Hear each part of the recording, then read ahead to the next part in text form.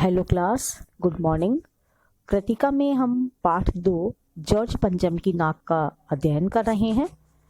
George पंचम की नाक एक व्यंग्यात्मक निबंध है जिसे कमलेश्वर ने लिखा है। कमलेश्वर ने इस व्यंग्यात्मक निबंध के द्वारा हमारे सामने सरकारी तंत्र की खिल्ली उड़ाई है, मजाक उड़ाई है। उन्होंने इस व्यंग्यात्मक निबंध के द्वारा वो बताना चाहते हैं कि हम जिस इंग्लैंड के बरसों तक गुलाम रहे या जिसने हमें जबरन गुलाम बनाया, उसकी रानी के सम्मान के लिए भारत की सरकार कैसे कैसे पापड़ बेलती है, यहाँ तक कि कई बार अपमानपूर्ण हरकतें भी करती है। यही दिखाना इस निबंध का उद्देश्य है। वो ये दिखाना चाहते हैं कि आज भी हमारी मानसिकता जो है वो अंग्रेजों की गुलाम बनी हुई है। हम विचारों से आज भी स्वतंत्र नहीं है। आज हम इस पाठ के प्रश्नोत्तर करेंगे। प्रश्नोत्तर के द्वारा भी हम यही जानेंगे और हमें ये एक लेखक ये सीख सिखाना चाहते हैं कि हमें अपनी मानसिकता को पूर्णतया आजाद रखना है। केवल हम आजाद हो गए, हमारे बहुत सारे शहीदों ने कुर्बानी दी, हमारे स्वतंत्रता सेनानियों ने इतनी लड़ाई लड़ी, लंबी लड़ाई लड़ी, पर हमने अपनी मानसिकता अंग्रेजों के लिए कैसी बना रखी है। ठीक है, तो हम प्रश्न 1 देखते हैं कि सरकारी तंत्र में जॉर्ज पंचम की नाक लगाने को लेकर जो चिंता या बदहवासी दिखाई देती है वह उनकी किस मानसिकता को दर्शाती है। इस प्रश्न को हम यूं भी पूछ सकते हैं कि जॉर्ज पंचम की नाक को लेकर सरकारी क्षेत्र की बदहवासी किस मानसिकता की घोतक है, यानी किस मानसिकता को दर्शाती है। सरकारी तंत्र में जॉर्ज पंचम की नाक को लेकर जो चिंता और बदहवासी दिखाई देती है उससे उनकी गुलाम मानसिकता का बोध होता है कि आज भी हमारी जो मानसिकता है, हम दिमागी रूप से उनके गुलाम बने हुए हैं। इससे पता चलता है कि वे आजाद होकर के भी अंग्रेजों के गुलाम हैं। उन्हें अपनी उस अतिथि की नाक बहुत मूल्यवान प्रतीत होती है जिसने भारत को गुलाम बनाया था और अपमानित किया था। वे ये नहीं चाहते कि वे जॉर्ज पंचम जैसे लोगों के कारनामों को उजागर करके अपनी नाराजगी प्रकट करें। वे उन्हें अब भी सम्मान देकर अपनी गुलामी पर मोहर लगाए रखना चाहते हैं। इस पाठ में ये तो है कि अतिथि देवो भव की जो परंपरा है हमारी, उस पर तो प्रश्न चिन्ह लगाया गया है। हमारे यहाँ भारत की संस्कृति में अतिथि को देव के समान माना गया है, तो उस परंपरा पर ये प्रश्न चिन्ह जरूर लगाता है। लेकिन लेखक कहना चाहता है कि अतिथि का सम्मान करना ठीक है, अतिथि को आंखों पर पलकों पर बैठाना ठीक है, किंतु वह अपने सम्मान की कीमत पर नहीं होना चाहिए। जब उन्होंने हमारे सम्मान को ठेस पहुंचाई, उन्होंने हमें बहुत प्रताड़ित किया, तो ऐसे में अतिथि का सम्मान करना और उनके लिए इतना कुछ वो करना, ये लेखक को स्वीकार नहीं है। तो अतिथि देवो भव की परंपरा से लेखक कहीं इंकार नहीं कर रहे हैं, लेकिन अपने सम्मान की कीमत देकर के हम अतिथि का सत्कार करें, वो लेखक को स्वीकार नहीं है। अब हम देखते हैं प्रश्न नंबर 2। रानी एलिजाबेथ के दर्जी की परेशानी का क्या कारण था और उसकी परेशानी को आप किस तरह से तर्कसंगत ठहराएंगे, है ना। तो रानी एलिजाबेथ के दर्जी को यह परेशानी थी कि रानी भारत, पाकिस्तान और नेपाल के शाही दौरों पर कौन कौन सी वेशभूषा धारण करेंगे, ये और परेशानी। रानी एलिजाबेथ के दर्जी की परेशानी ये थी कि रानी भारत के दौरे में, पाकिस्तान के दौरे में और नेपाल के दौरे में कौन कौन सी वेशभूषा धारण करेगी। उसे लगता था कि रानी की आन बान शान भी बनी रहनी चाहिए और उसकी वेशभूषा विभिन्न देशों के अनुकूल हो। ये उसकी मानसिकता और ये उसकी एक परेशानी का कारण बना हुआ था। दर्जी की परेशानी जरूरत से ज्यादा है। किसी देश में घूमते वक्त अपने कपड़ों पर आवश्यकता से अधिक ध्यान देना और चकाचौंध पर पैदा करना आवश्यक है, परंतु यदि रानी अपने कपड़ों को लेकर परेशान है तो दर्जी बेचारा क्या करे। उसे तो रानी की शान और वातावरण के अनुकूल ही उसकी वेशभूषा तैयार करनी पड़ेगी। दर्जी को ये सारी परेशानियां थी। प्रश्न नंबर 3 है, और देखते ही देखते नई दिल्ली की काया पलट होने लगी। नई दिल्ली की काया पलट के लिए क्या क्या प्रयत्न किए गए होंगे, अब हमें किए गए होंगे ये हमें बताना है। नई दिल्ली की काया पलट के लिए सबसे पहले गंदगी की ढेरों को हटाया गया होगा। सड़कों पर, इमारतों पर या सरकारी जो इमारतें थी उन पर, पर्यटन स्थलों पर रंग पोता गया होगा, सजाया संवारा गया होगा, उन पर बिजलियों का प्रकाश किया गया होगा। सदा से जो बंद पड़े थे फव्वारे, उन्हें स्टार्ट किया गया होगा, उन्हें वापस से चलाया गया होगा, है ना। और भीड़ भाड़ वाली सड़कों पर ट्रैफिक पुलिस की विशेष प्रबंध किया गया होगा। ये सारी तामझाम रानी को दिखाने के लिए किए गए होंगे। प्रश्न नंबर 4 है, आज की पत्रकारिता में चर्चित हस्तियों के पहनावे और खान पान संबंधी आदतों का वर्णन का जो दौर चल पड़ा है उससे हमें बताना है। 1 नंबर पॉइंट, इस प्रकार की पत्रकारिता के बारे में आपके क्या विचार हैं और इस तरह की पत्रकारिता आम जनता विशेषकर युवा पीढ़ी पर क्या प्रभाव डालती है। तो एक बात तो ये क्लियर है, कै के लिए हम क्या कहेंगे, क्या है कै का प्रश्न, इस प्रकार की पत्रकारिता के बारे में आपके क्या विचार हैं। तो इस प्रकार की पत्रकारिता मनोरंजन पत्रकारिता के अंतर्गत आती है ना, कि ये जो होती है पत्रकारिता ये मनोरंजन पत्रकारिता के अंतर्गत आती है। इस देश का फैशन अपने समय के महत्वपूर्ण नायक नायिकाओं की वेशभूषा को लेकर चलता है, अतः मनोरंजन पत्रकारिता का चर्चित हस्तियों के खान पान और पहनावे को लेकर विशेष बातें करना स्वाभाविक होता है। इस तरह की बातें स्वाभाविक होती हैं, है ना।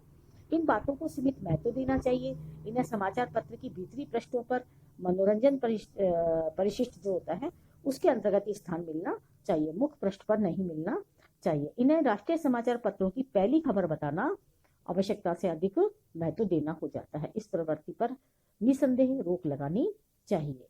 नंबर 2 जो है ख वाला, कि इस तरह की पत्रकारिता आम जनता विशेषकर युवा पीढ़ी पर क्या प्रभाव डालती है। इस तरह की पत्रकारिता आम जनता को रहन सहन के तौर तरीकों, फैशन आदि के प्रति जागरूक तो करती है ना, लेकिन वो अपना और काम काज छोड़कर इन फैशन में रुचि लेने लग जाते हैं ना। आम जनता जो है उनको ये फैशन, रहन सहन, तौर तरीकों के प्रति जागरूक तो करती है, लेकिन बहुत से युवक युवतियां पढ़ाई लिखाई से ज्यादा फैशन में रुचि लेने लगते हैं। वे काम की बातों से अधिक ध्यान ऊपरी दिखावे पर देने लग जाते हैं, जिससे उनका नुकसान होता है। 5 नंबर प्रश्न है, जॉर्ज पंचम की जो लाट थी, लाट मतलब जो मूर्ति थी, है ना, उसकी लाट की नाक को पुनः लगाने के लिए मूर्तिकार ने क्या क्या प्रयत्न किए। हमने पूरा पाठ पढ़ा, कितना कुछ हुआ, कितना कुछ घटित हुआ, है ना। तो जॉर्ज पंचम की लाट की नाक को लगाने के लिए मूर्तिकार ने अनेक प्रयत्न किए।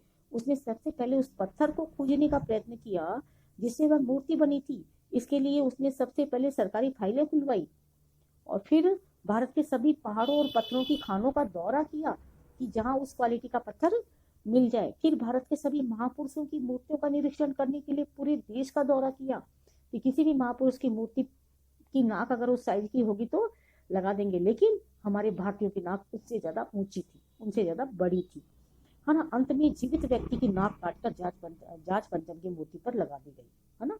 बहुत अपमानजनक हरकत इसे कहते हैं। 6, प्रस्तुत कहानी में जगह जगह कुछ ऐसे कथन आए हैं जो मौजूदा व्यवस्था पर करारी चोट करते हैं, हमें बहुत आघात लगता है। उदाहरण के लिए फाइलें सब कुछ हजम कर चुकी हैं, कुछ हुकामों ने एक दूसरे की तरफ ताका। पाठ में आए ऐसे कथन को छांट कर लिखिए। ये व्यंग्यात्मक कथन है। ये व्यंग्यात्मक कथन और कौन कौन से हैं? शंख इंग्लैंड में बज रहा था और गूंज हिंदुस्तान में आ रही थी। कितना बड़ा व्यंग है। गश्त लगती रही लेकिन नाक कटती ही चली गई, नाक काट ली गई, है ना। सभी सहमत थे, अगर यह नाक नहीं है तो हमारी भी नाक नहीं रह जाएगी। बताइए आप, कहाँ की नाक, किसकी नाक, और हम अपनी इज्जत से खिलवाड़ करने पे लग रहे थे। एक की नजर से दूसरे ने कहा, यह बताने की जिम्मेदारी तुम्हारी है। पुरातत्व विभाग की फाइलों के पेट चीरे गए पर कुछ भी पता नहीं लगा।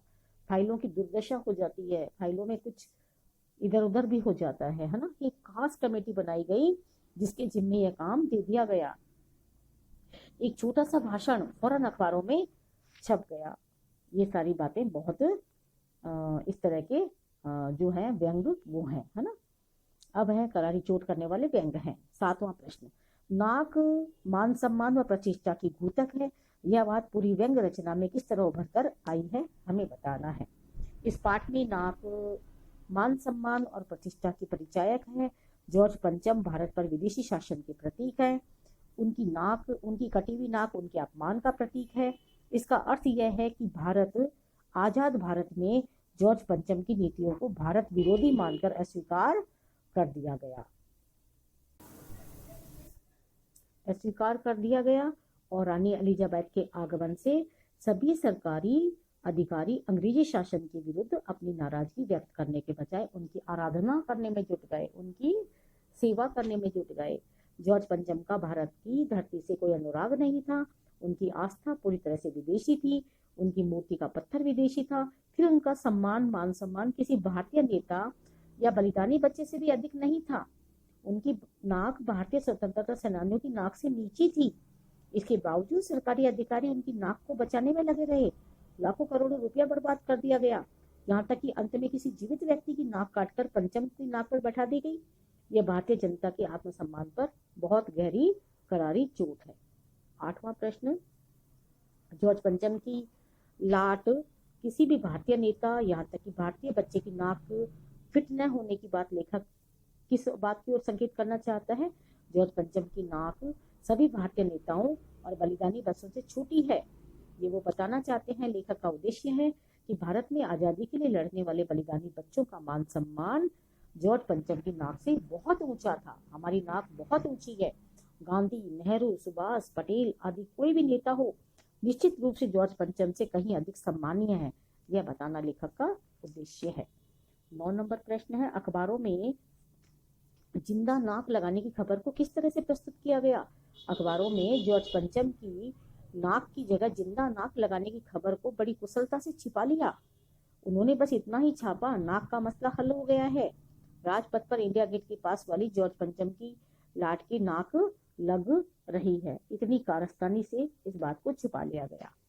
10 नंबर, नई दिल्ली में सब कुछ था, सिर्फ नाक नहीं थी। इस कथन के माध्यम से लेखक क्या कहना चाहते हैं? इस कथन के माध्यम से लेखक कहना चाहते हैं कि आजाद भारत में किसी प्रकार की सुख सुविधा में कोई कमी नहीं थी, सब कुछ था, परंतु अब भी भारतीयों में आत्मसम्मान की भावना नहीं थी। यदि जॉर्ज पंचम ने उन्हें गुलाम बनाकर उनके आत्मसम्मान को ठेस पहुंचाई थी तो उसे गलत ठहराने की हिम्मत नहीं थी।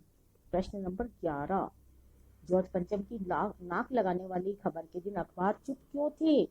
उस दिन सभी अखबार इसलिए चुप थे क्योंकि भारत में न तो कोई कहीं अभिनंदन कार्यक्रम हुआ, न सम्मान पत्र भेंट करने का आयोजन हुआ, न ही कोई नेता ने कोई उद्घाटन किया, न ही कोई फीता काटा गया, न कोई सार्वजनिक सभा हुई। इसलिए अखबारों को चुप रहना पड़ा। यहाँ तक कि हवाई अड्डे या स्टेशन पर भी कोई स्वागत समारोह नहीं हुआ था, इसलिए नेता का ताजा चित्र नहीं छप सका था। इस तरह से मतलब लेखक यही बताना चाहते हैं कि अंग्रेजों ने हम पर इतना शासन किया है कि हमारी मानसिकता को भी उन्होंने गुलाम बना दिया। आज भी सरकारी तंत्र कहें या हम सब ने अपनी मानसिकता को वैसा ही बना रखा है। जरूरत है हमें अपनी मानसिकता को बदलने की। आप क्वेश्चन आंसर कॉपी में कर लीजिएगा। Thank you.